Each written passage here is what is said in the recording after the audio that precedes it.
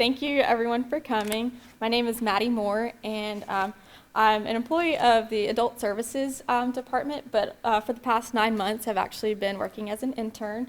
And so that's what this presentation is all about, just the work that I've been doing. And the main focus has been to make art and local history artifacts more discoverable to the community. And that was really highlighted during the pandemic, whenever we were closed. Prior to the local history and genealogy department being created, they were already doing the work to get everything online for us, because there's a lot of stuff that we have that we just don't have the space to display. So the majority of my work has been getting some of that online for us. So I do need to say that this program was made possible by North Carolina Humanities. It's a statewide nonprofit and the state affiliate of the National Endowment for the Humanities that connects North Carolinians with cultural experiences that spur dialogue, deepen human connections, and inspire community. And this program is also made possible by the Friends of the Library, the Public Library, and the Gaston County Museum of Art and History. So as I said, it was a collaborative project. I spent half of the year so far in the library and half of the year with the museum. It wasn't a firm half. I was in and out of both places all year, so that was a really fun thing to do. And the mission of the internship was to bring art and culturally important works found in department collections to a digital platform that will be easily accessed by anyone interested in local art. So that's what we're here to do today. I'm going to show you a couple of pieces. It was really challenging to find even just a couple of things to show you all, but we're going to look at a few, and then I'm going to show you how you're able to access the rest of the collection, or what's been uploaded so far. And the purpose of that is to engage our community in the stories of our past, the regional art and history collections. I was drawn to this internship because I was a history major in college, and I grew up in Gastonia, and whenever I finished college, I just wanted to know more about the community. So I started working at the library. It seemed like a great way to get started with it. And then as soon as this internship was available, I was like, that's what I want to do. So it's been a really fun time. And I also wanted to say that the grant funding was made possible through the National Endowment for the Humanities as part of the Federal American Rescue Plan Act to prevent, prepare for, respond to, and recover from the coronavirus. So we were able to do this because of things that happened after COVID, so that's really a good thing that we were able to do this now. So this internship and the things that I was working on can really be split into 4 parts. I started with the Ralph Ray collection, and then moved on to the D.E. McConnell art collection, and then spent some time with the library art collection, and finally I worked with the James Arthur Adams scrapbook. So those were all very different projects. They had a little bit of a different process for each one.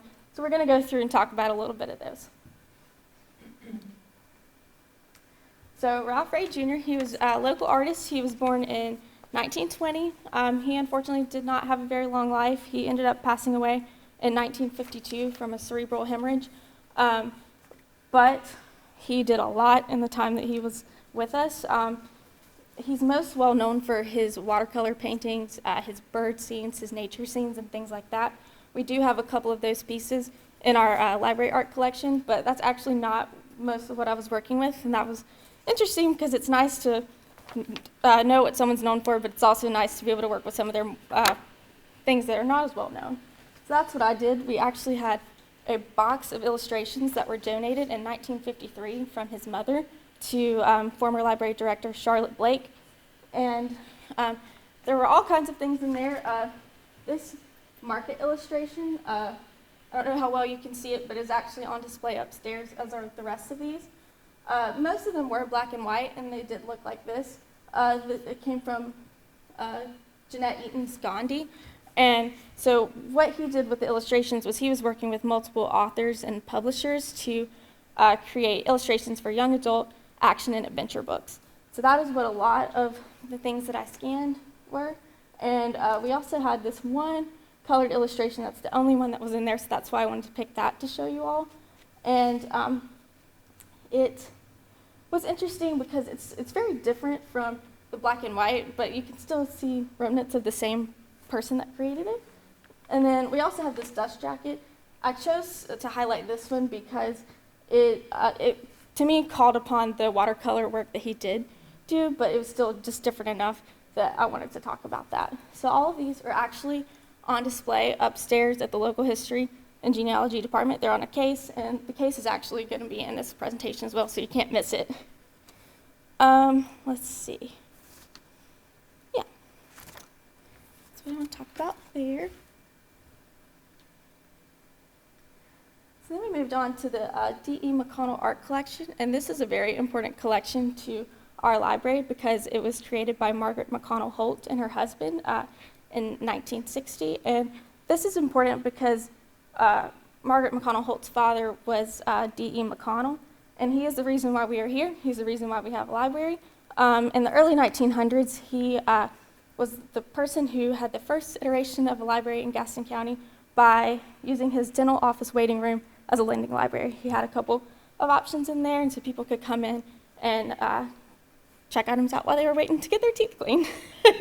So, and so that's how it got started. And then, of course, later we ended up being a bigger institution, but we did start there. And so this collection is just to pay homage to what he did for the library. And most of the stuff, I believe we are working with an inventory list from 1991. And so part of my task as an intern was to go through that list and locate as much as possible. And I think we have recovered all but about 4 of those things. And that's pretty impressive because even the inventory list is kind of old. So most of the stuff that we have in that collection is in storage. And that is partly due because we need to be able to protect the art. So it can only be on display for so long.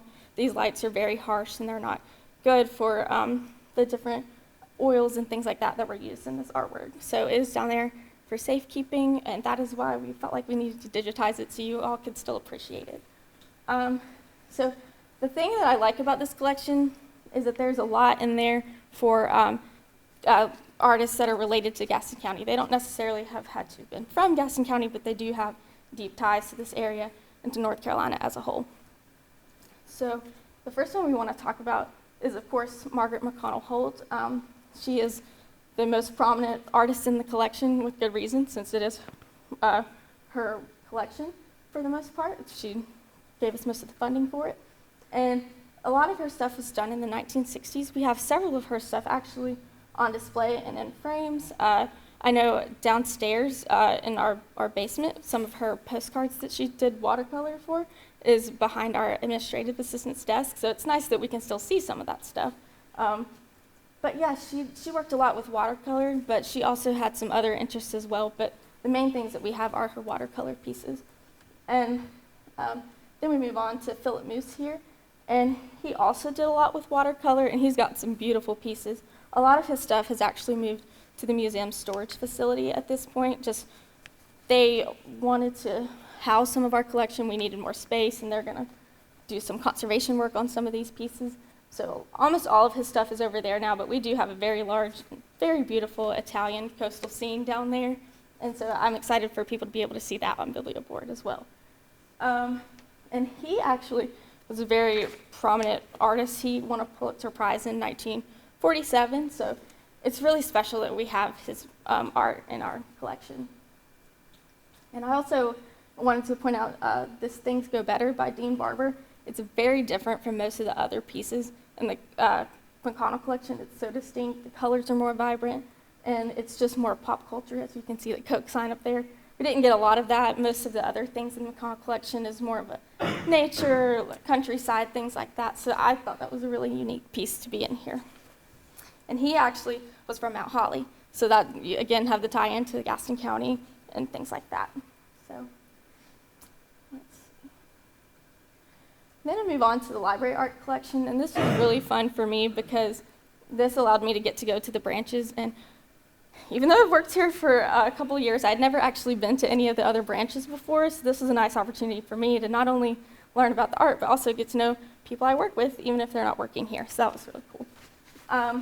But the first one that I want to talk about is this Rex's Auto Air by J.C. Drake. I just felt like that was a really interesting one because it's in a country setting, and I like the sign on it. You can't see it from there, but it's got a couple things misspelled, and you can tell that was intentional just to kind of create the mood for the piece. And it was a really fun one to look at, I thought.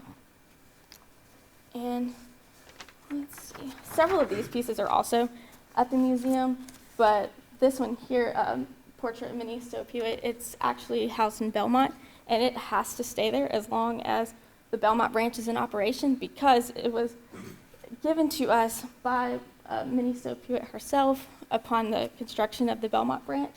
It was created by T. Emilio Dodomede in 1957, and the reason why it has to stay there is because she actually gave a very sizable donation for the construction of the library.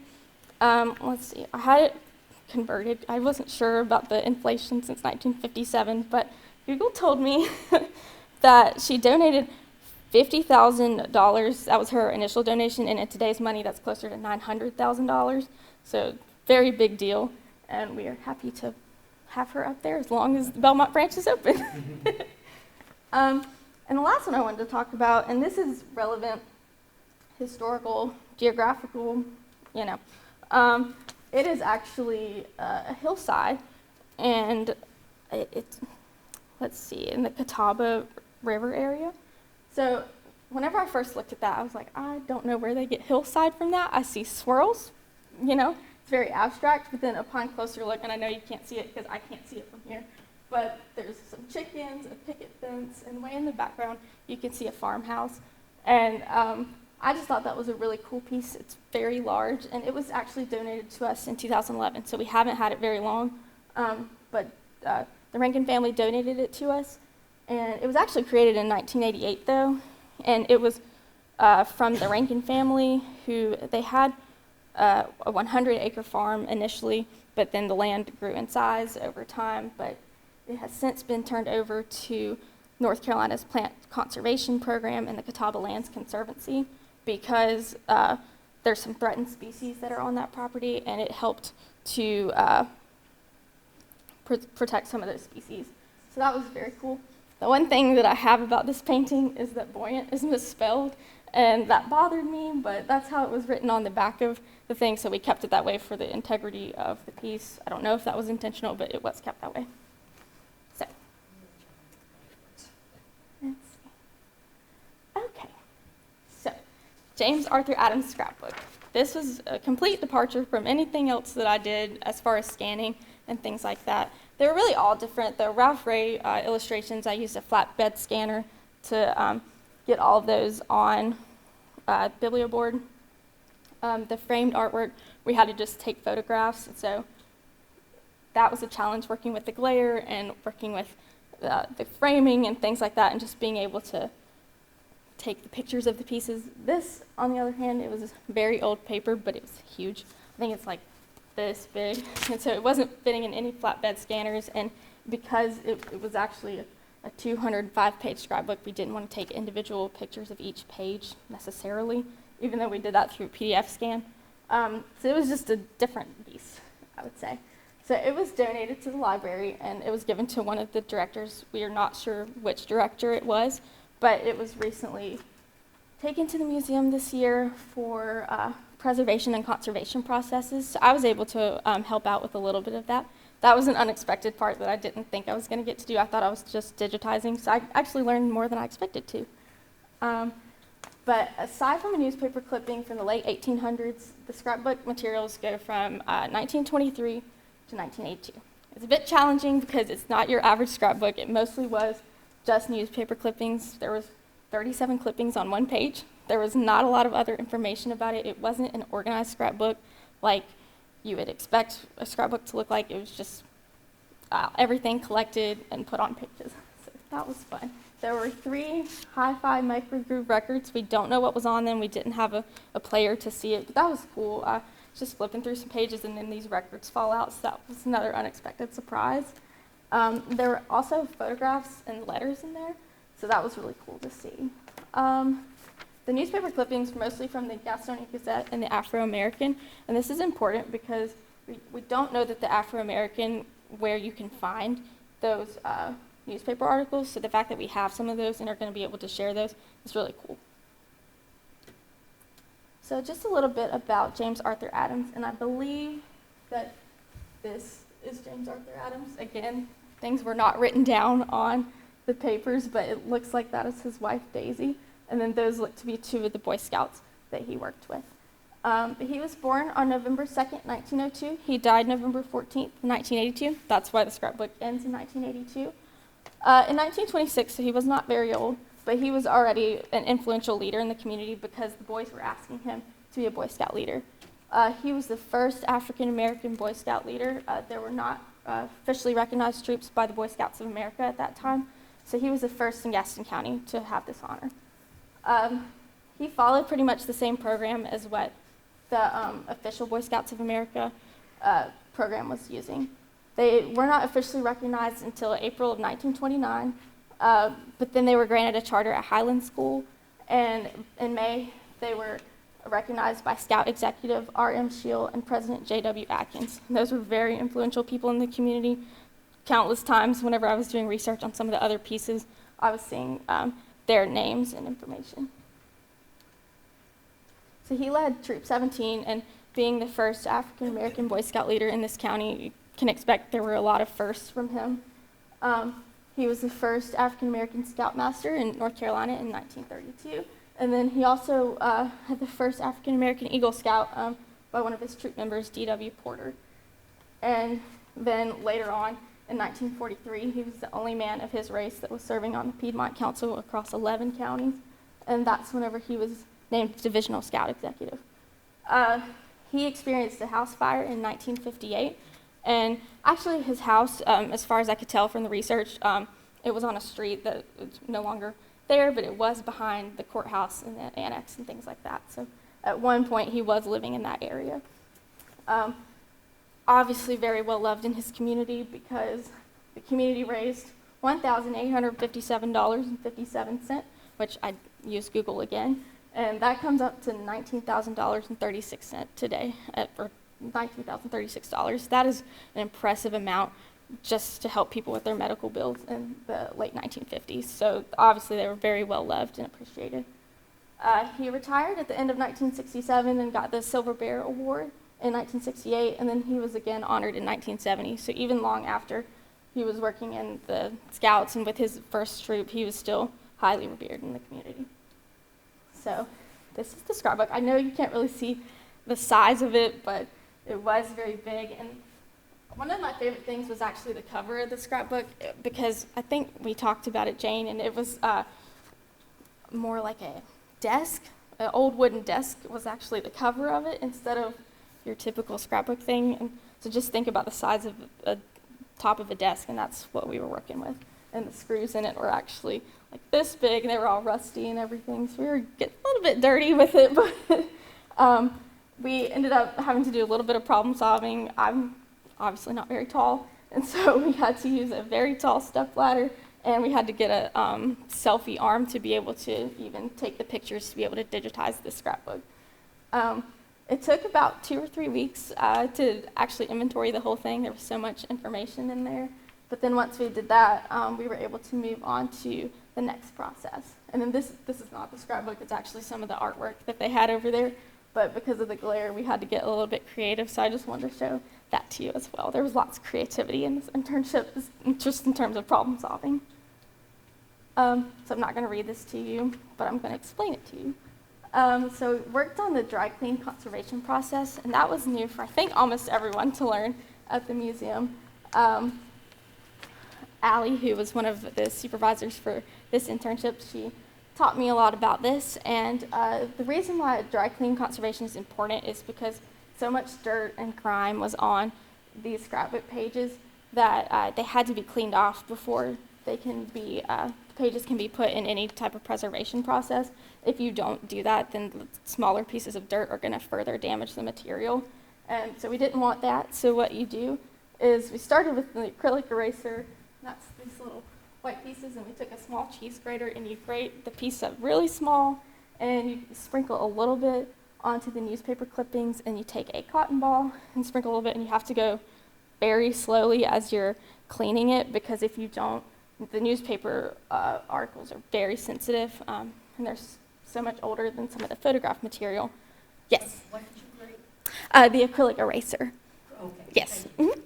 Yes, and so in this picture you can see that we hadn't started yet, and even though this is a different page, what the dirt is at the top is all of the grime that was coming off of those scrapbook pages, and you had to be careful because the ink would come up as well.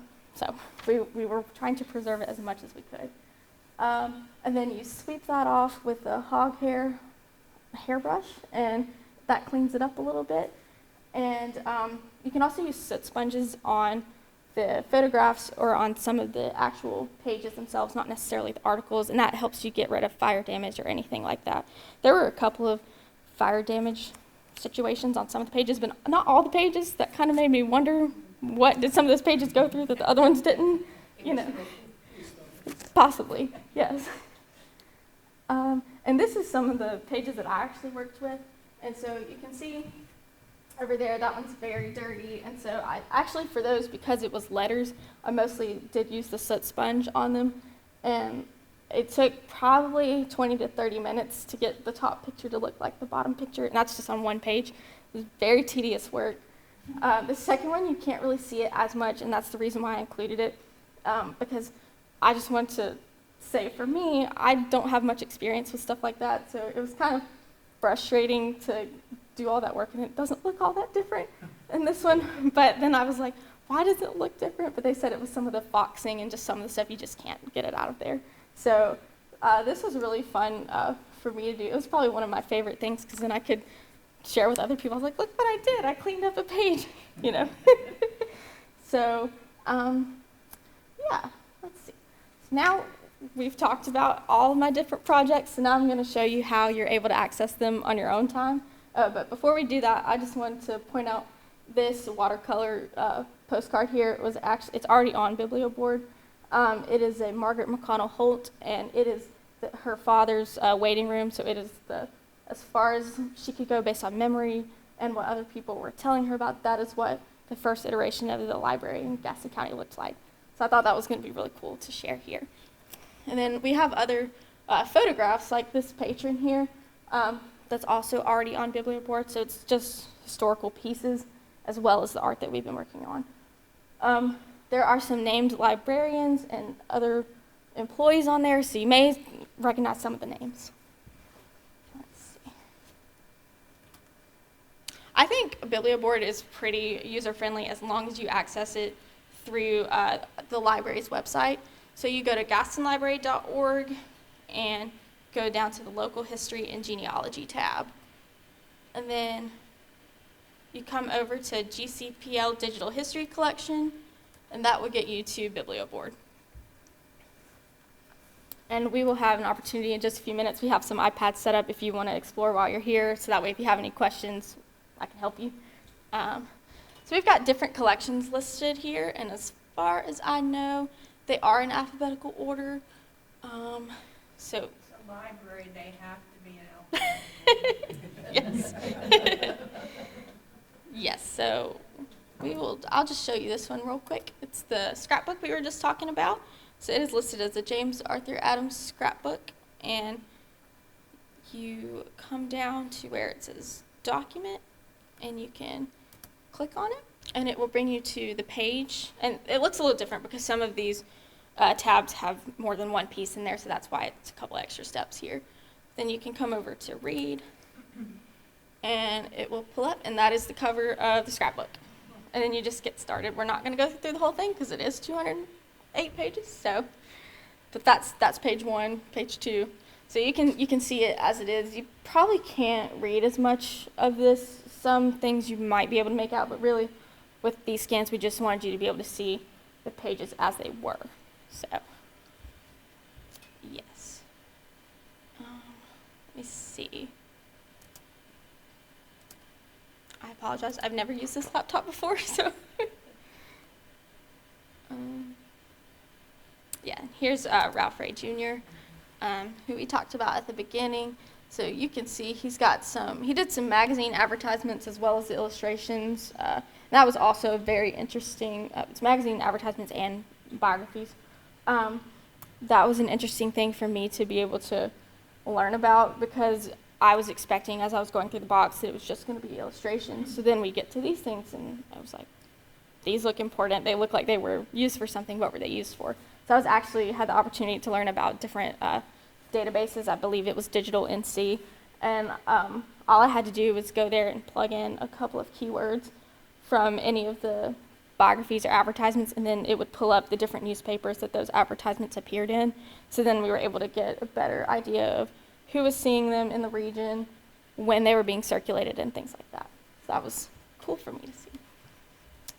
And then we have, this is one of the illustrations for Arrow Fly Home, and then it's just got all kinds of different things. So I think there's like 70, between 50 and 70 different pieces on this particular collection, so there's a lot to look at on here.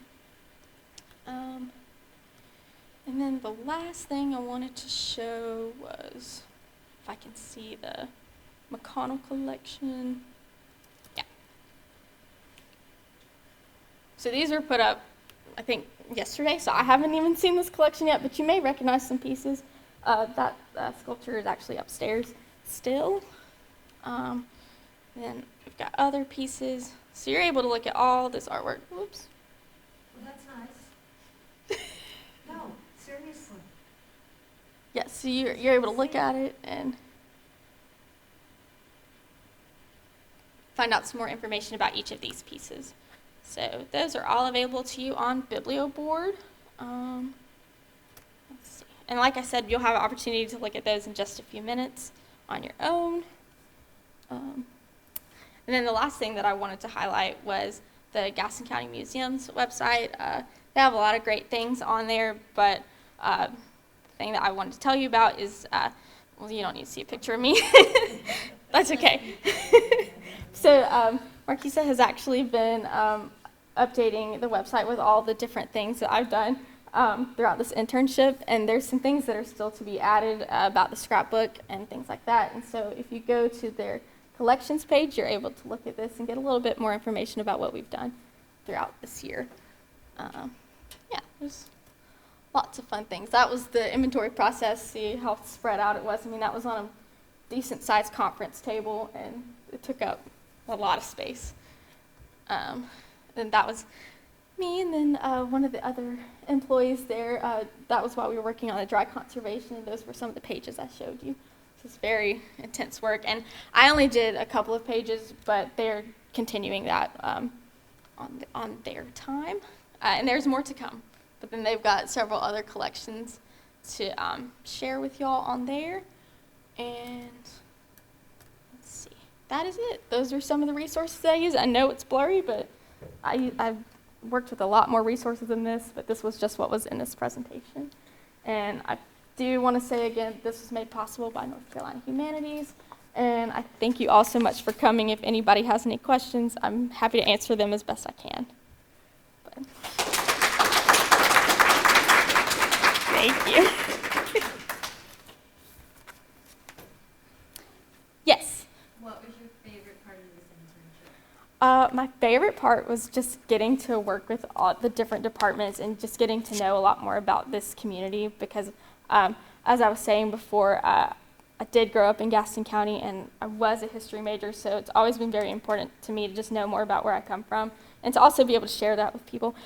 My friends and family don't love that sometimes I'll share fun facts. Like whenever we're driving by, I'm like, oh, there's that building and stuff. But I feel like I'm able to do that even more now after exploring the way I have. And honestly, the artwork, I didn't know much about it going into it, but now I'll be walking by a painting or something like, wait, I wonder who did that and how they got it.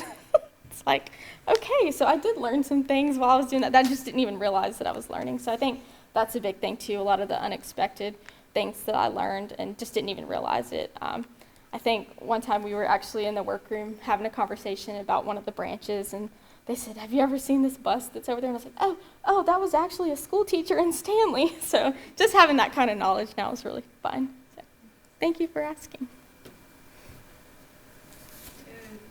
Does the art collection include pictures of some of the statuary that we have? It is supposed to. There's some things based on the 1991 inventory list that were not necessarily listed as library art collections, so it's possible. I don't know how they're going to do it. It may be that you see that in other spaces on Biblioboard, but they have been photographed and they should be up there. So. Yes.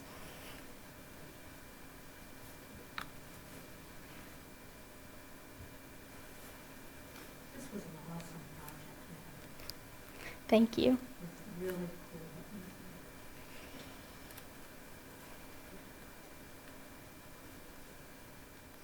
Well, if nobody has any more questions, then y'all are free to look at the laptop or the iPads and explore a little bit more if you want to, and if not, thank you for coming. I encourage you to look at the third floor display case upstairs because those Ralph Ray illustrations are up there.